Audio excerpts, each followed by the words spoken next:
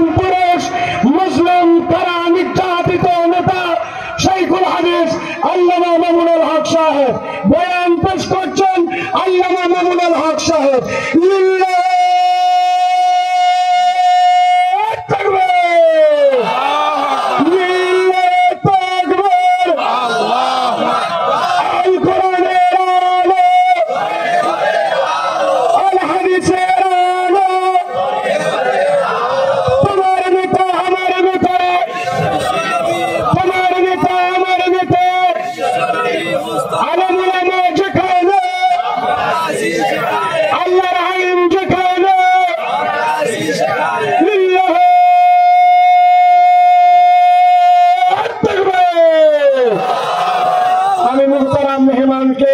তার গুরুত্বপূর্ণ নসিহা পেশ করার জন্য গ্রামবাসীর পক্ষ থেকে অনুরোধ জানাচ্ছি। উত্তর পাশে আমাদের 2 নম্বর মাঠ বানানো আছে, যারা জায়গা পান নাই এখানে চলে আসবেন, আর কোনো কথা হবে না। আসসালামু আলাইকুম ওয়া রাহমাতুল্লাহ। ওয়া আলাইকুম আসসালাম। ইন্নাল হামদালিল্লাহ نحمده ونستعينه ونستغفره ونؤمن به ونتوكل عليه ونشهد أن لا إله إلا الله وحده لا شريك له ونشهد أن سيدنا ومولانا محمدا عبده ورسوله صلى الله تعالى عليه وعلى آله وأصحابه وبارك وسلم تسليما كثيرا. أما بعد فأعوذ بالله من الشيطان الرجيم. بسم الله الرحمن الرحيم. ألم تر إلى الذين يزعمون أنهم آمنوا بما أنزل إليك وما أنزل من قبلك يريدون أن يتحاكموا إلى الطاغوت وقد أمروا أن يكفروا به ويريد الشيطان أن يضلهم ضلالا بعيدا. بارك الله لنا ولكم في القرآن العظيم ونفعنا وإياكم بالآيات والذكر الحكيم. اللهم صل على محمد وعلى آل محمد كما صليت على إبراهيم وعلى آل إبراهيم إنك حميد مجيد. اللهم بارك على محمد وعلى آل محمد كما باركت على إبراهيم وعلى آل إبراهيم إنك حميد مجيد.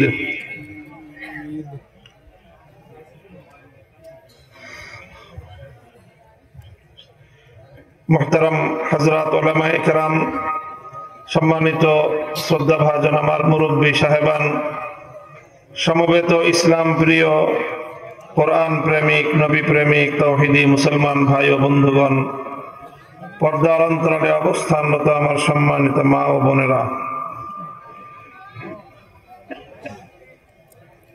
বাইতুল হুদা জামে মসজিদ প্রাঙ্গণে আয়োজিত আজকের এই ইসলামী সাহিত্য কেন্দ্রের উদ্যোগে আয়োজিত আজিমুশান ইসলামী মহাসম্মেলনের উপস্থিত আল্লাহ পাক রব্বুল আলামিন আমাদের যাদেরকে তৌফিক দিয়েছেন এখানে সমবেত হওয়ার, আল্লাহ পাক রব্বুল আলামিনের বড়ই মেহেরবানি। এমন একটি সুন্দর আয়োজন, সুন্দর একটি উদ্যোগের সাথে আমরা সম্মিলিত হতে পেরেছি। শরীক হতে পেরেছি। এই জন্য আল্লাহর দরবারে কালেমাত শুকরের হাদিয়া পেশ করি আলহামদুলিল্লাহ। বাংলাদেশের একজন বরেণ্য ইসলামিক আলোচক, আলেমে দ্বীন, বন্ধুবর হযরত মাওলানা আব্দুল হাই মোহাম্মদ সাইফুল্লাহ, তার আমন্ত্রণেই মূলত আজকে আপনাদের এখানে আমার আসার সুযোগ হয়েছে। এখানে তিনি আরো অনেক বড় বড় ওলামায়ে কেরামকে, ব্যক্তিত্বকে তিনি উপস্থিত করেছেন আপনাদের সম্মুখে। আপনাদের এই অঞ্চলের মানুষের জন্য এটা একটা আনন্দের উপলক্ষ। জনাব শেখ আহমদুল্লাহ হাফিজাহুল্লাহ তাআলা ওয়া রাহ এতক্ষণ পর্যন্ত আপনাদের সম্মুখে অত্যন্ত জ্ঞানগর্ভ আলোচনা পেশ করেছেন। এছাড়াও আরো অন্যান্য ওলামায়ে কেরাম এসেছেন।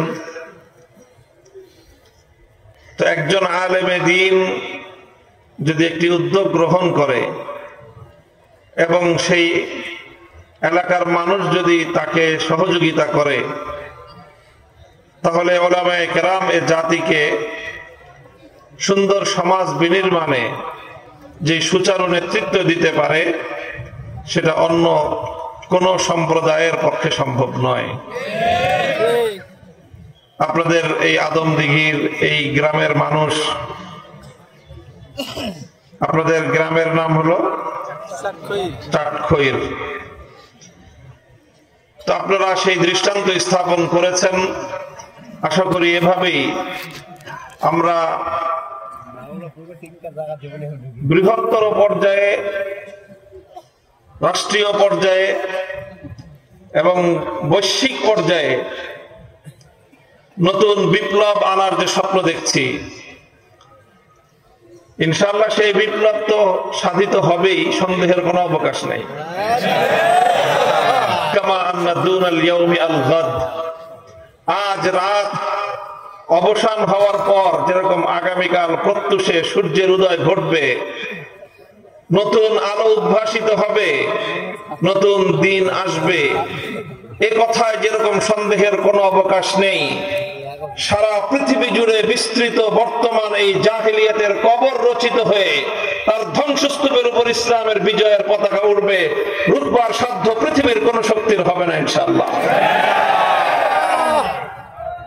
এবং পৃথিবীতে তার দিকে দিকে পূর্বাভাস শুরু হয়েছে, অগ্রাভিযান শুরু হয়ে গিয়েছে ইনশাআল্লাহ। তো এইভাবে আমরা আমাদের অঞ্চল থেকে, আমাদের এই জনপদ থেকে ছোট ছোট মসজিদ ভিত্তিক সমাজ গড়বার যে আহ্বান, যে দাওয়াত, মসজিদ মুসলমানদের সকল কাজের কেন্দ্রবিন্দু, এই মসজিদ ভিত্তিক সমাজ যদি আমরা নির্মাণ করতে পারি আজকে ক্ষুদ্র পরিসরে, এটাই আগামী দিনে বৈশ্বিক পরিসরে ইসলামের বিজয়ের প্রথম ধাপ হিসেবে বিবেচিত হবে ইনশাআল্লাহ।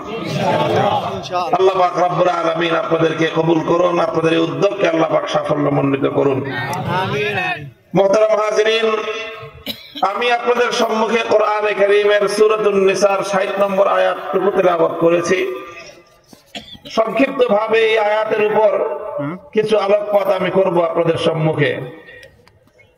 আপনারা যেমনটা জানেন, আমার আলোচনার অনেকেই শুনে থাকেন। বর্তমান মিডিয়া এবং সামাজিক যোগাযোগ মাধ্যমের কল্যাণে সামনাসামনি দেখা হোক বা না হোক, যারাই কথাবার্তা বলি আমরা কিছু মানুষের সামনে, আমাদের আলোচনা শুনে আপনারা অভ্যস্ত। আপনারা জানেন যে একটা বিষয় আমার আলোচনার মধ্যে প্রাধান্য পায়, সেই বিষয়টা হলো রাষ্ট্র এবং রাজনীতি।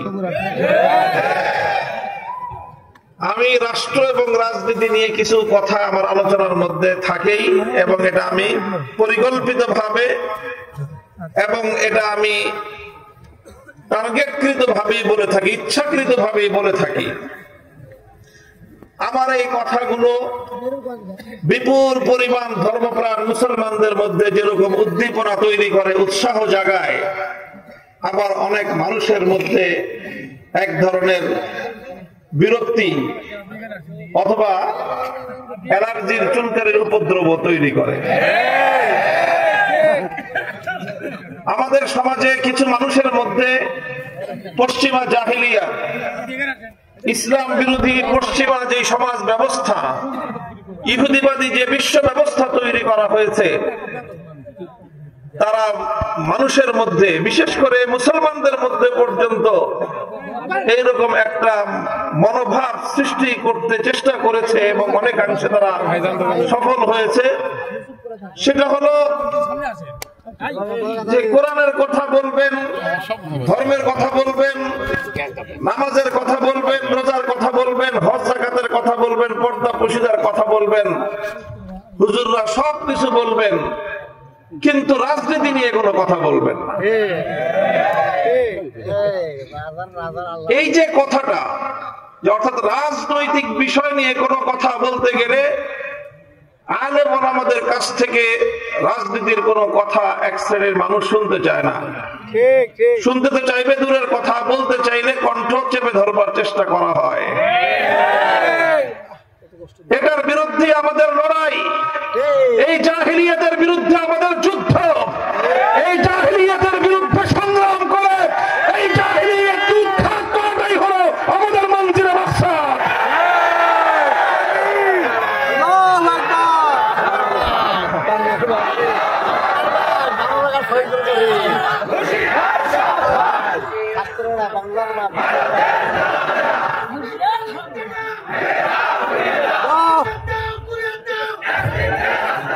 আমরা ইসলামী জীবন ব্যবস্থার প্রতিটি দিক নিয়ে কথা বলবো।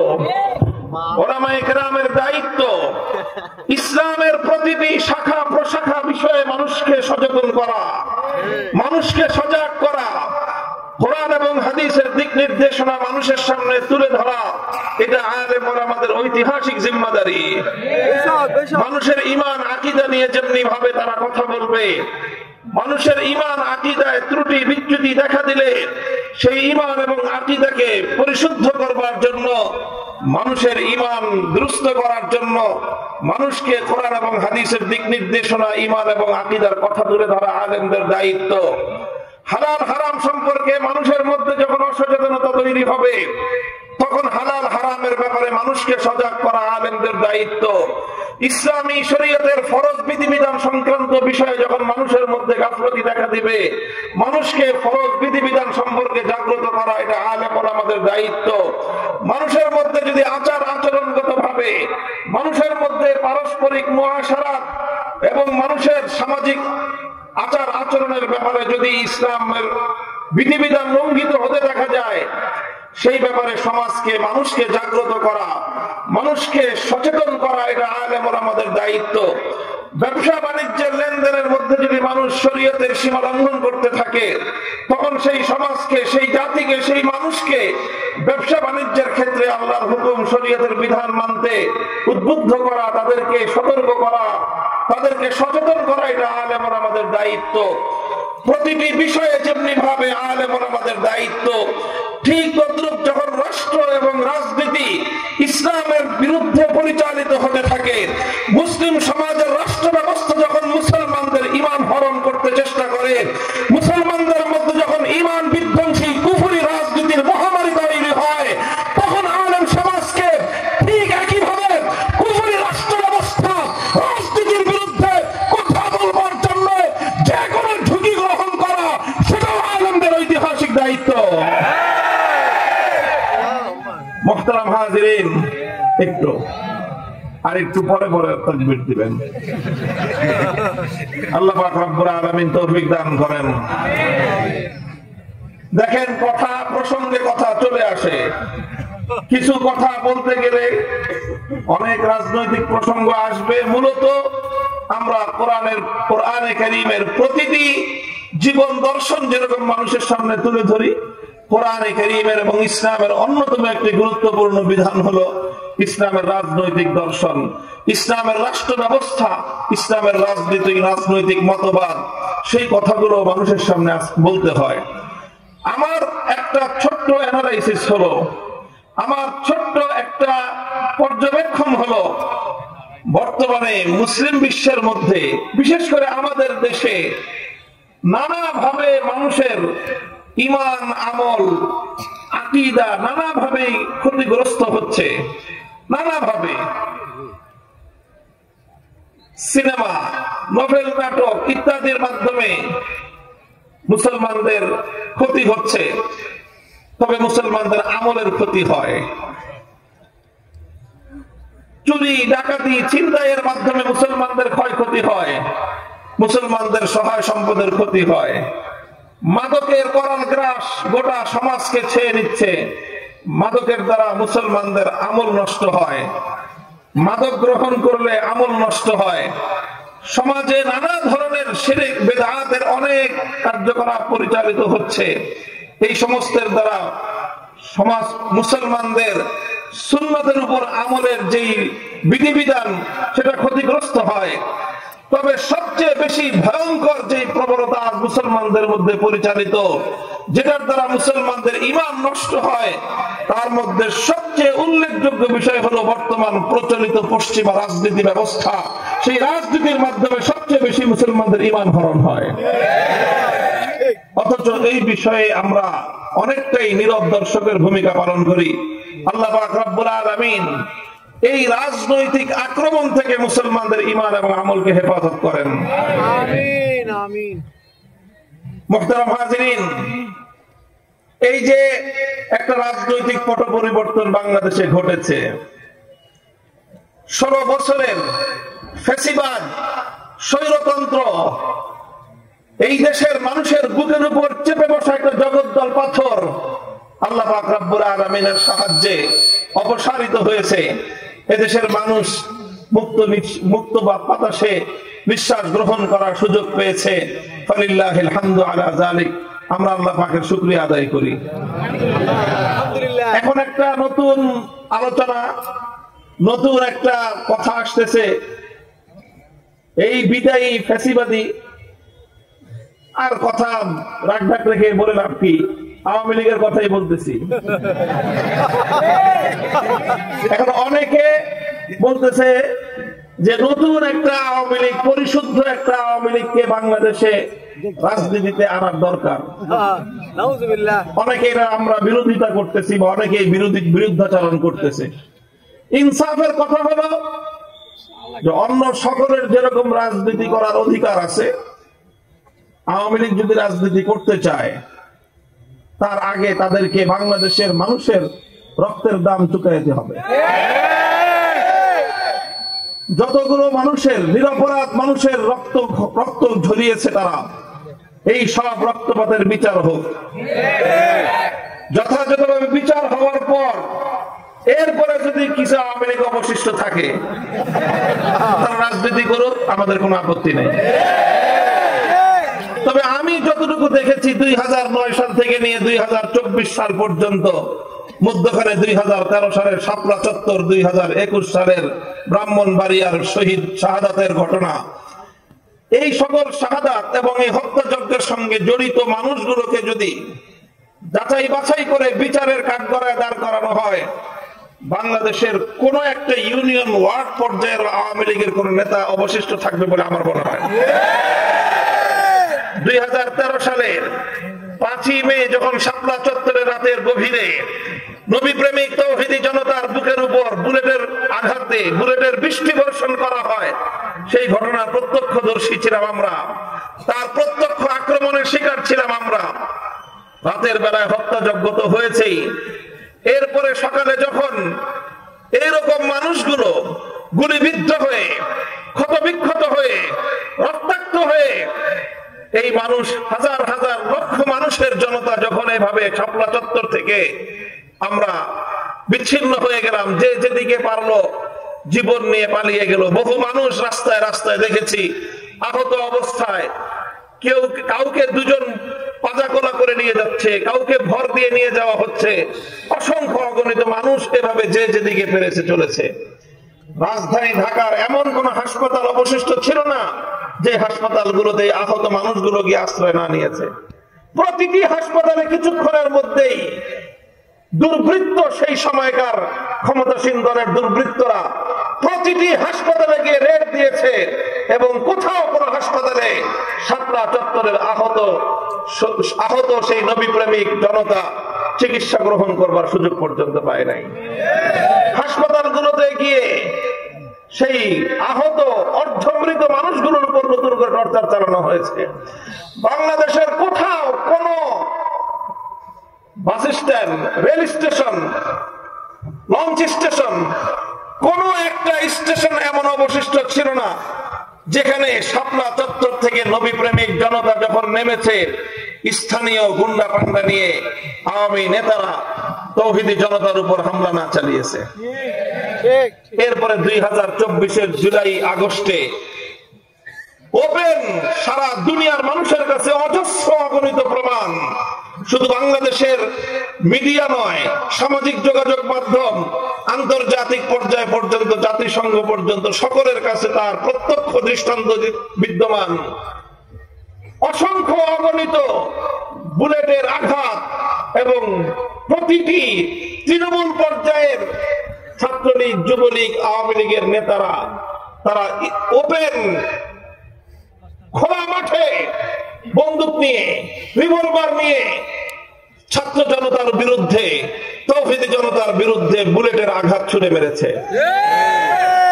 এইভাবে যদি বিচার করা হয়, এই সকল ডকুমেন্টস গুলোর উপর ভিত্তি করে যদি জুলাই হত্যাকাণ্ড, 2021-এর হত্যাকাণ্ড, 13 সালের হত্যাকাণ্ডের যদি বিচার করা হয়, তাহলে একজনে বলেছে 300 আসনে নির্বাচন করার প্রার্থী পাওয়া কঠিন হবে আওয়ামী লীগের।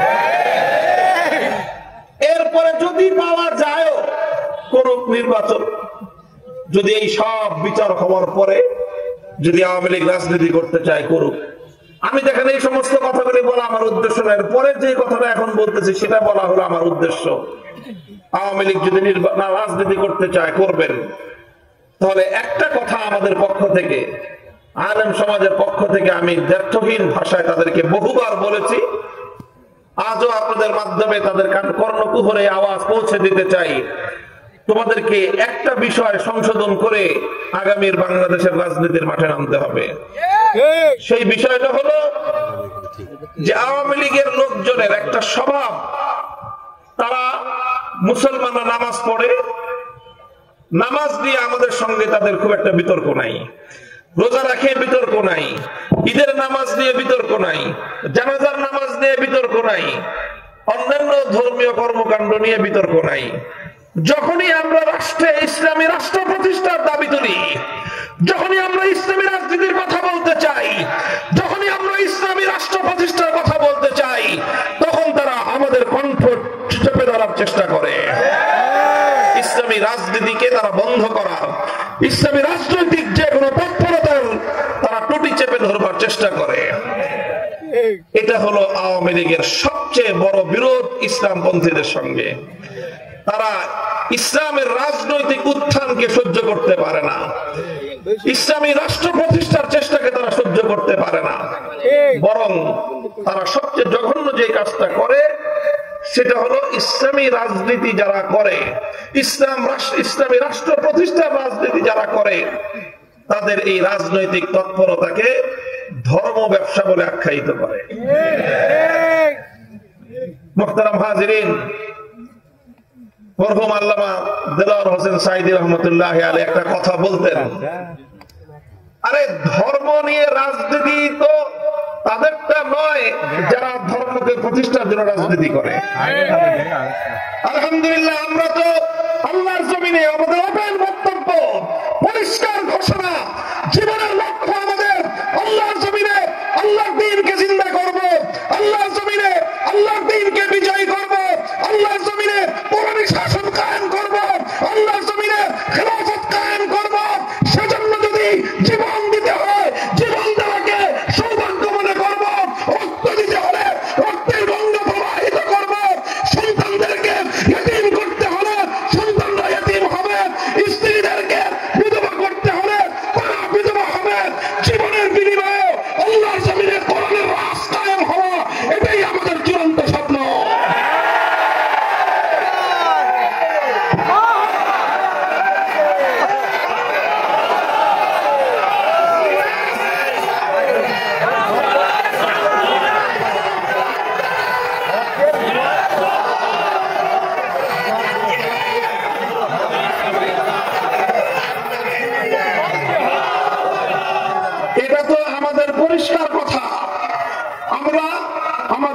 সবকিছুর বিনিময়ে হলেও আল্লাহর জমিন আল্লাহর দ্বীনকে বিজয়ী করতে চাই, কোরআনের রাজ কায়েম করতে চাই, ইসলামী শাসন ব্যবস্থা প্রতিষ্ঠা করতে চাই, আল্লাহর জমিনকে আল্লাহর আইন দ্বারা আমরা শাসিত শাসন এবং পরিচালনা করতে চাই। আল্লাহর পক্ষ থেকে আমাদেরকে যে খেলাফতের মহান জিম্মাদারি দেওয়া হয়েছে, সেই খেলাফতের দায়িত্বে সারা পৃথিবীতে আমরা আল্লাহ পাক রব্বুল আলামিনের খেলাফতের সোনালী শাসন ফিরিয়ে আনতে চাই। আমাদের এই কথার মধ্যে কোনো রাগঢাক নাই, কোনো রাগঢাক নাই, কোনো গোপনীয়তার কিছু নাই। এটা আমাদের ওপেন চ্যালেঞ্জ, আমরা এটাই করতে চাই। কাজেই আমরা কোরআনের জন্য জীবন দিতে প্রস্তুত। আমরা কোরআনকে তেলাওয়াত করি, আমরা আল্লাহর কোরআনকে জানার চেষ্টা করি, কোরআনের জ্ঞান অর্জন করার চেষ্টা করি, কোরআনের আহ্বান মানুষের কর্ণকুহরে পৌঁছে দেওয়ার পয়গাম নিয়ে আমরা দুনিয়াতে ফেরি করি এবং আল্লাহর কোরআনের সমাজ বিনির্মাণ করবার জন্য, কোরআনের রাজ করবার জন্য আমরা আমাদের জীবনকে বাজি লাগাই। এটা আমাদের স্বপ্ন, এটা আমাদের সাধনা, এটাই আমাদের জীবন, এটাই আমাদের মরণ। কাজেই এটা আমাদের ব্যবসা না, এটা আমাদের জীবন। আল্লাহর কোরআন কায়েম করার রাজনীতি করা আমাদের ব্যবসা না, এটা আমাদের জীবন, এটাই আমাদের সাধনা, এটার জন্যই আমরা বাঁচি, এটার জন্যই আমরা মরতে চেষ্টা করি।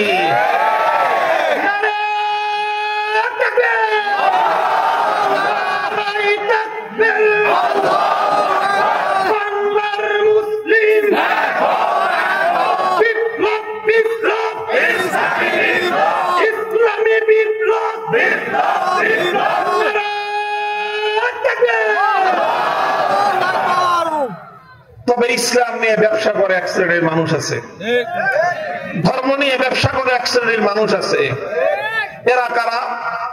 ধর্ম নিয়ে ব্যবসা করে তারা নির্বাচন আসলে যারা মাথায় পট্টি বাঁধে, নির্বাচন আসলে যারা হাতে তসবিহ নেয়, নির্বাচন আসলে যারা মাথায় টুপি পরে মসজিদের মধ্যে গিয়ে মুসল্লিদের সঙ্গে কোরআনের পক্ষে থাকবার জন্য প্রত্যয় ব্যক্ত করে, আবার নির্বাচনের মাধ্যমে মানুষের ভোটটাকে ধোঁকা দিয়ে আদায় করবার পর নির্বাচিত হয়ে যাবার পর আল্লাহর কোরআনের বিরুদ্ধে যারা আইন তৈরি করে, ধর্ম নিয়ে ব্যবসা তারা করে যারা কোরআনের কথা বলে ক্ষমতায় আসবার পর আল্লাহর কোরআনকে উৎখাত করার জন্য তারা আইন তৈরি করে, রাজনীতি করে।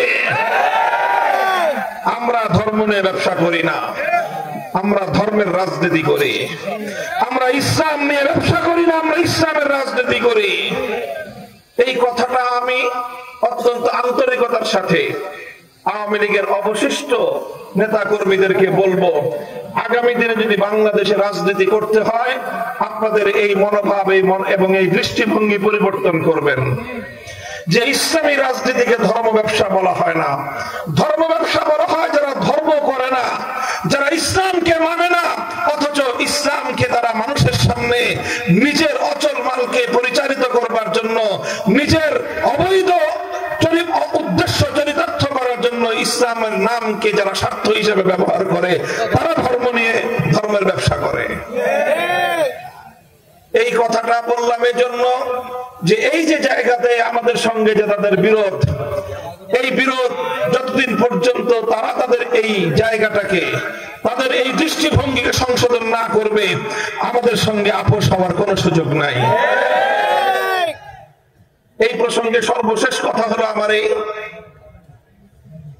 আওয়ামী লীগের সঙ্গে রাজনীতি করতে করতে এই সমস্যা আস্তে আস্তে ধীরে ধীরে বিএনপির রাজনীতি যারা করেন তাদের মধ্যে সংক্রমিত হতেছে।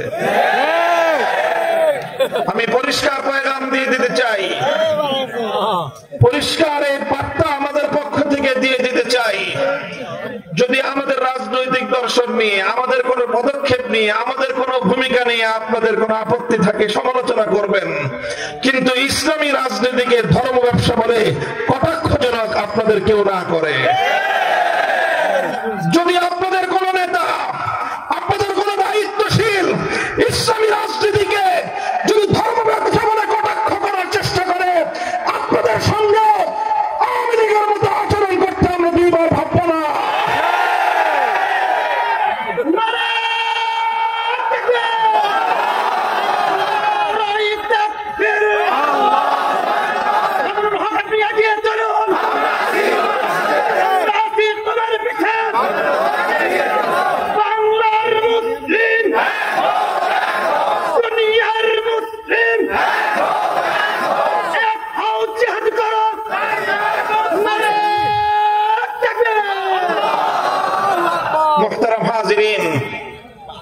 পরিষ্কার সুন্দর পরিষ্কার একটা বার্তা আমি বাংলাদেশে যারা ইসলাম বিরোধী রাজনীতি যারা করেন অথবা অনৈসলামিক রাজনীতি যারা করেন তাদের প্রতি আমাদের পরিষ্কার বার্তা। এখন মুখে কথা বলছি, সুন্দরভাবে বুঝিয়ে বলছি, যদি আপনি ইসলামের বিরুদ্ধাচরণ করতে চান গণতান্ত্রিক দেশে ইসলামের বিরুদ্ধাচরণ করতে পারেন। মনে রাখেন, ইসলামের বিরুদ্ধাচরণ করে কেউ ইসলামের এই আল্লাহর প্রজ্বলিত এই আলোক নিভিয়ে দিতে পারবে না। ইসলামের জন্মের প্রথম দিন থেকে ইসলামের বিরুদ্ধাচরণ করা হয়েছে। সকল বিরুদ্ধবাদীরাই একদিন ধ্বংস হয়ে গেছে। ইসলাম তার স্বমহিমায় পৃথিবীতে তার আলো বিকিরণ করেই গিয়েছে। আজও আপনি চাইলে আপনি ইসলামের বিরুদ্ধাচরণ করতে পারেন, কিন্তু ইসলাম প্রতিষ্ঠার রাজনীতিকে ধর্ম ব্যবসা বলে কটাক্ষ করবার চেষ্টা করবেন না। আজ এ কথা শান্ত কণ্ঠে বলছি। মনে রাখবেন, এ দেশে আমরা ধীরে ধীরে আলহামদুলিল্লাহ আল্লাহর কোরআনের প্রতি, ইসলামী অনুশাসনের প্রতি, ইসলামী শাসন ব্যবস্থার প্রতি, খেলাফতের শাসন ব্যবস্থার প্রতি, ইসলামী রাজনীতির প্রতি শুধুমাত্র আলেম সমাজ নয়, শুধুমাত্র মাদ্রাসা মসজিদের জনশক্তি নয়, প্রতিটি বিশ্ববিদ্যালয়ে, প্রতিটি ক্যাম্পাসে, প্রতিটি কলেজে, স্কুলে পর্যন্ত ইনশাআল্লাহ আল কোরআনের সৈনিক তৈরি হতে শুরু করেছে। আমরা ইসলামী রাজনীতির এই আহ্বান সমাজের প্রতিটি মানুষের কাছে পৌঁছে দিতে চাই। সমালোচনা করতে হয় করবেন, ইসলামী রাজনীতিকে ধর্ম ব্যবসা বলে আখ্যায়িত করবার, ইসলামী রাজনীতিকে ধর্ম ব্যবসা বলে কটাক্ষ করার এই আস্পর্ধা বাংলার বাড়িতে বেশি দিন বরদাস্ত করা হবে না। ইসলামী রাজনীতির বিরুদ্ধে কেউ যদি কটাক্ষ করে, সরাসরি ইসলামের অবমাননা। যেমনি ভাবে ইসলামের যে কোনো বিধানকে কটাক্ষ করলে ইসলামের অবমাননা হয়, ইসলামের যে কোনো বিধানকে কটাক্ষ করলে আল্লাহর অবমাননা হয়, ঠিক তদ্রুপ ইসলামী রাজনীতিকে কটাক্ষ করলে আল কোরআনের অবমাননা হয়। ইসলামী রাজনীতিকে কটাক্ষ করলে আল্লাহর অবমাননা হয়, ইসলামী রাজনীতিকে কটাক্ষ করলে ইসলামী শরীয়তের অবমাননা হয়, ইসলামী রাজনীতিকে কটাক্ষ করলে আল্লাহর জমিনে ইসলামী রাজনীতির প্রবর্তক নবী মুহাম্মদ আরবীর কটাক্ষ এবং অবমাননা করা হয়। সাবধান, হুঁশিয়ার, এটা ঈমানের সঙ্গে জড়িত একটা প্রশ্ন। আল্লাহ পাক রব্বুল আলামিন সকলকে বুঝবার তৌফিক দান করেন। আমি কোরআনে কারীমের যে আয়াত তেলাওয়াত করেছিলাম সেই আয়াতের আলোচনার দিকে যেতেই পারলাম না। দীর্ঘ আলোচনা আমি করব না। কোরআনে কারীমের সূরাতুন নিসার মধ্যে ৬০ নম্বর আমার তেলাওয়াতকৃত আয়াতে আল্লাহ পাক রব্বুল আলামিন একটি প্রশ্ন রেখেছেন। বিস্ময়কর, বিস্ময়াভিভূত হয়ে বিস্ময়ের সঙ্গে আল্লাহ পাক রব্বুল আলামিন আশ্চর্য বোধ করে একটি প্রশ্ন রেখেছেন। আল্লাহ বলেন, আলাম তারা ইলাল্লাযীনা ইয়াজউমুনা আন্নাহুম আমানু বিমা উনজিলা ইলাইকা ওয়া মা উনজিলা মিন ক্বাবলিক يريدون أن يتحاكموا إلى الطاغوت وقد أمروا أن يكفروا به ويريد الشيطان أن يضلهم ضلالا بعيدا। আল্লাহ বলেন যে তোমরা কি দেখেছো এক শ্রেণীর মানুষ এমন রয়েছে, তোমরা কি লক্ষ্য করো যে কিছু মানুষ এমন রয়েছে ইয়াজউমুনা আন্নাহুম আমানু, তারা দাবি করে যে তারা নাকি ঈমানদার। তারা কি দাবি করে? তারা নিজেদেরকে ঈমানদার বলে দাবি করে। ইয়াজউমুন অর্থই হলো ইয়াদউন, তারা নিজেদেরকে ঈমানদার বলে দাবি করে। অথচ আল্লাহর কোরআন বলতেছে, অথচ ইউরিদুনা আন ইয়াতাহাকামু ইলা আত-তাগুত ওয়া ক্বাদ উমিরু আন ইয়াকফুরু বিহি। নিজেদেরকে তারা ঈমানদার বলে দাবি করে, অথচ তারা তাগুতের কাছে বিচার চায়, তারা তাগুতের কাছে ফয়সালা জানতে চায়, তারা তাগুতের সিদ্ধান্ত জানতে চায়। অথচ আল্লাহর পক্ষ থেকে সমস্ত মানব জাতিকে স্পষ্ট বার্তা দিয়ে দেওয়া হয়েছে যে তোমরা তাগুতকে অস্বীকার করো।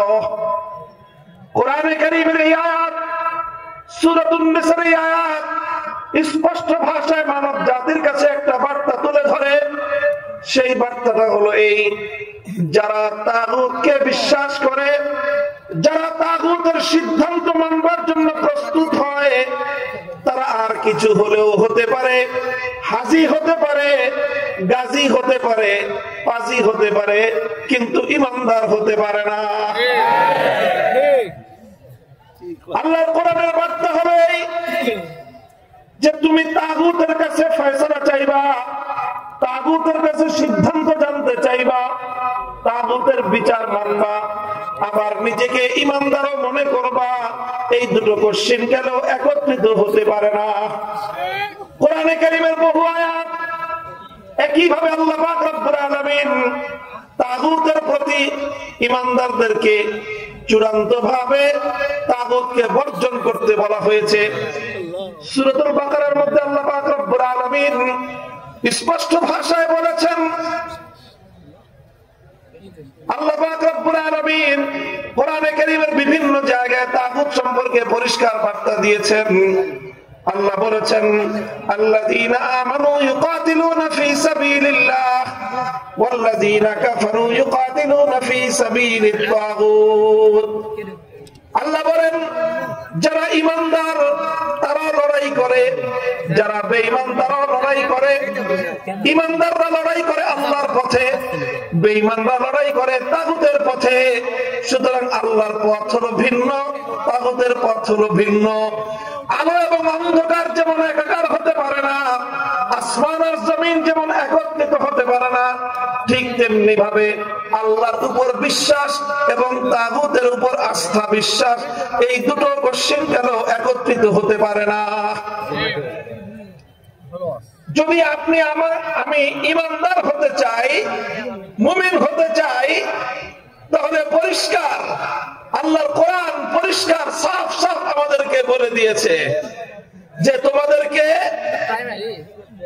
আল্লাহর উপর ইমানদার হতে হবে, আল্লাহর উপর বিশ্বাসকে অটল এবং অবিচল রাখতে হবে, একই সঙ্গে তাগুতকে তোমার অস্বীকার করতে হবে।